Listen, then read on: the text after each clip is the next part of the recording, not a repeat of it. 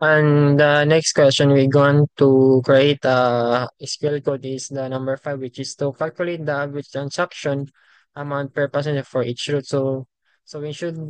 totally calculate ang average daw sa mga passengers sa taga-route. So, tanaw na itong LRD sa itong mga kuan. LRD. Ang table magamit na kay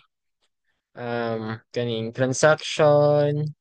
discount, coupons, kay para price na siya sa ticket seats, kanda yun kaning ticket types, adds on, wala mga tibos, paman flights, tapos route schedule, tapos routes din kay para makuha na to ang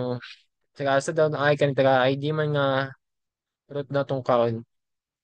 atong i-average per route. So ato ra isili kang route ID kaning mani siya ang sum total, mani siya ang total mo kaning pila ang kwarta revenue sa kuan sa sa flight katong nga route lang pero wala pa na pilang discount kuha na to ang discount kung discount um discount ang average lang dayon so itong bato lang nato kay kung average ko i-times ang total tapos i-times sa cost kaning coupon nga discount o kaning discount nga average ato lang i-times so para makuha ang kaning average nga function sa SQL kay para makuha ang average ato lang siyang i-group by ID kay para kaya ato man kay flight route naman tong kaning by each flight route so kaning route ID sum i-plus so pag create din sa view kay copy na itong SQL code, i-create view, question 5 as, hindi na ito kalimutan ng as, i-copy-paste na ito ng select sa SQL code, ini padulong sa ubos kaning group ID. So, maning result, kaning total, coupon, average, um,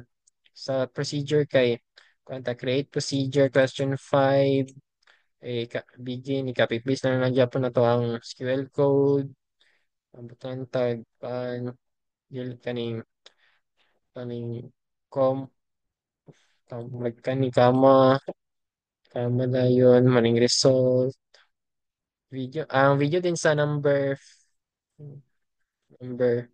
5 kay 5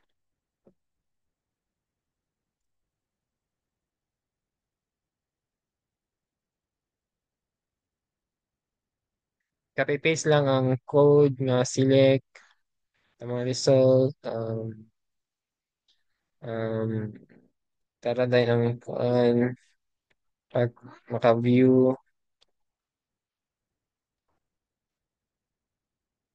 then yung view average procedure magkuhan copy paste ang procedure um, tara dahil